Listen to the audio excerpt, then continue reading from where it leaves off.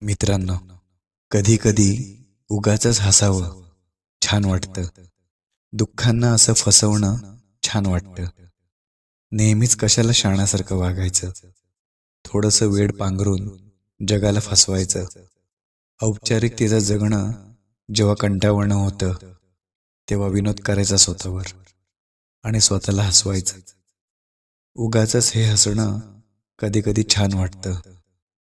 कधी भरून आलं मन तर अश्रूंना वाहू द्यायचं. कधी आरशापुढे स्वतःशीच बोलायचं. स्वतःचीच गुपितं स्वतःला सांगून बघायचं. कंटाळा आला तरी स्वतःशीच भांडून पाहायचं. कधीतरी असं वेड्यागत वागायचं छान वाटतं.